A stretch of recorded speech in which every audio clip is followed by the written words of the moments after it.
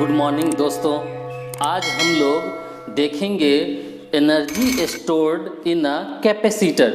Potential energy किसी भी capacitor में स्टोर कितना होता है, उसके लिए हम लोग एक्सप्रेशन प्राप्त करेंगे।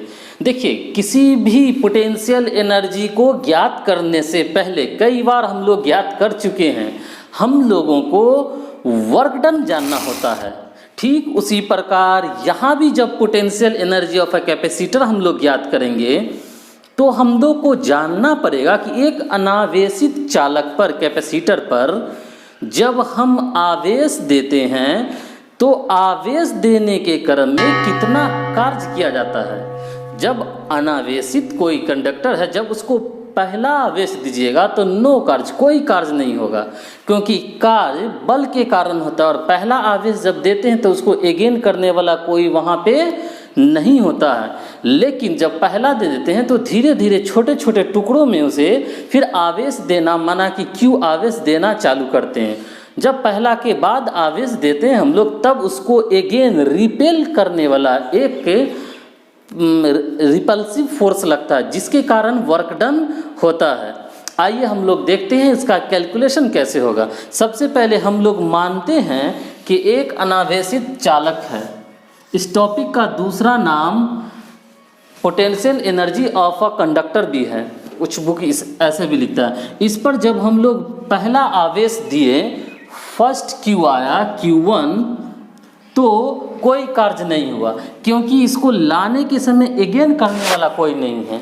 लेकिन जब हम लोग सेकेंड आवेश लाए, यहाँ से सेकेंड आवेश दिए, तो फर्स्ट के कारण वो रिपेल किया, उसको बल लगा, जिसके कारण कार्य हुआ। फिर थर्ड लाए, फोर्थ लाए एंड सो ऑन, माना टोटल आवेश Q लाए। जब आवेश Q लाइएगा तो माना कि इसका विभव V हो गया, Q के कारण विभव उत्पन्न होता है। अब इस यहाँ से हम लोग जानते हैं कैपेसिटेंस से कि C बराबर होता है Q upon V। Clear? So that अगर V जानना हो तो Q अपॉन C। चलिए हम लोग कैलकुलेट करते हैं पोटेंशियल एनर्जी। पोटेंशियल एनर्जी के लिए हम लोगों को वर्क डन निकालना होगा।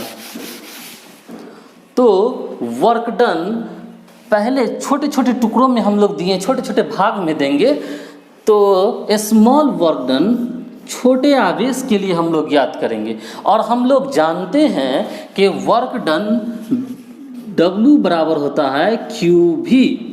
W बराबर QV होता है।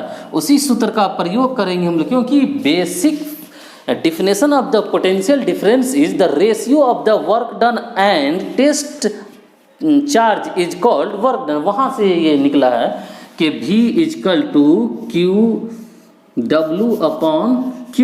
तो क्रॉस मल्टीप्लाई कर देते हैं हम लोग, उसी सूत्र का प्रयोग करेंगे हम लोग।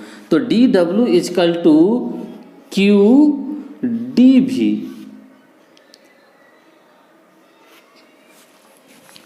Q V इंटू DQ, छोटे आवेश के लिए निकाल रहे हैं, इसीलिए होगा V इंटू DQ।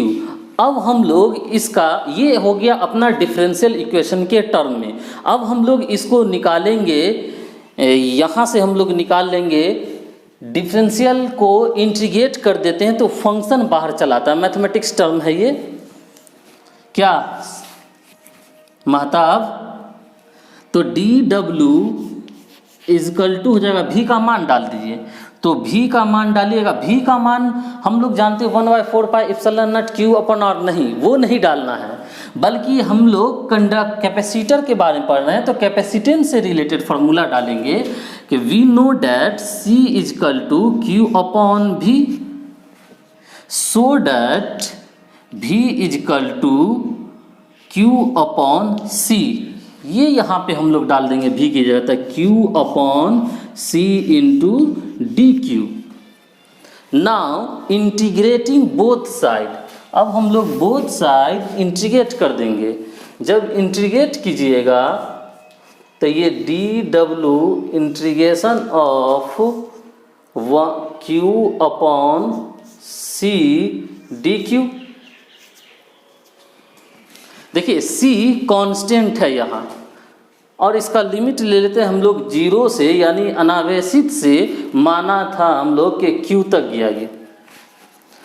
अब ये dw का w, और यहाँ देखिए 1/c बाहर, और ये q इंटू डी क्यू है।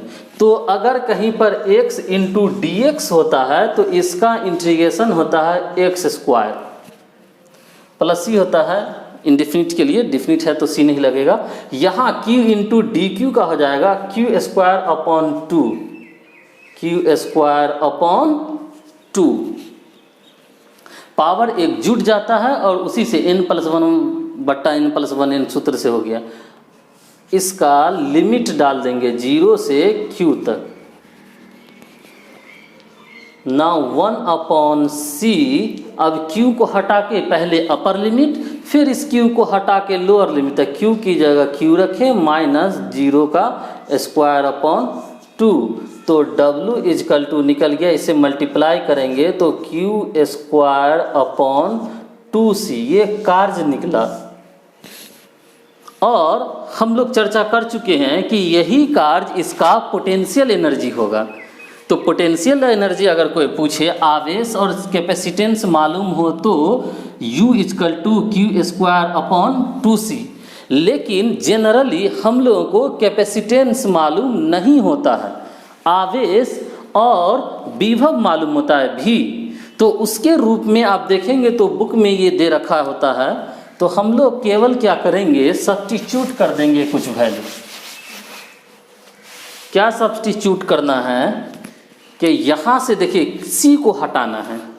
तो हम लोग जानते हैं कि C equal to Q upon V, so that C अगर निकालना हो तो C equal to Q upon V, basic formula है ये। तो W equal to Q square upon C की जगह हम लोग वैल्यू रख रहे हैं 2 इंटू क्यू भी। अब W को हम लोग पोटेंशियल एनर्जी U लिख देते हैं, लिख सकते हैं।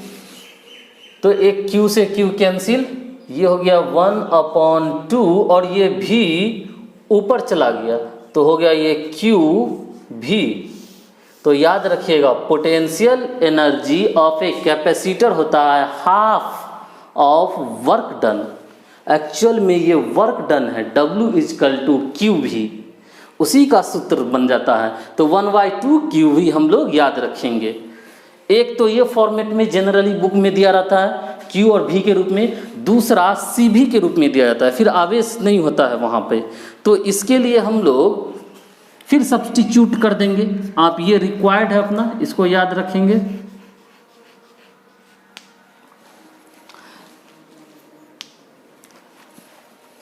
तो 1/2, फिर हम यहाँ से चाहते हैं Q को हटाना, तो Q को हटाने के लिए फिर इसी फार्मूला से सारा काम करेंगे। Q इजकल टू हो जाएगा क्रॉस मल्टी Q बराबर C बराबर Q upon V, so that Q cross multiply करेंगे तो Q इजकल टू C भी। आप यहाँ Q की जगह मान रख दीजिए C भी, और एक भी पहले से है, तो ये ऑल ओवर हो गया हाफ CV स्क्वायर। कुछ बुक में ऐसे भी रहता है, हम लोग दोनों याद रखेंगे। Potential energy of a capacitor होगा हाफ QV या फिर हाफ CV स्क्वायर। कैसे, वो आपके सामने में है। आप जरूर वीडियो को एक्सप्रेशन जिसमें हो 2 से 3 बार देखिए। आप अगर बिगनर हैं, फिजिक्स में सीख रहे हैं शुरुआती दौर में, तो 2-3 बार जरूर देखा कीजिए और एक्सप्रेशन वाले टर्म को नोट कीजिए अपने कॉपी में, बहुत बेहतरीन क्लियर होगा, अच्छे से समझ में आएगा। चलो बस इतना ही। अगर वीडियो अच्छा लगा हो, आप समझ गए होंगे कि कैपेसिटर का जो एनर्जी है वो हाफ CV स्क्वायर या हाफ QV होता है। तो वीडियो को सब्सक्राइब कीजिए, लाइक कीजिए। Thank you very much.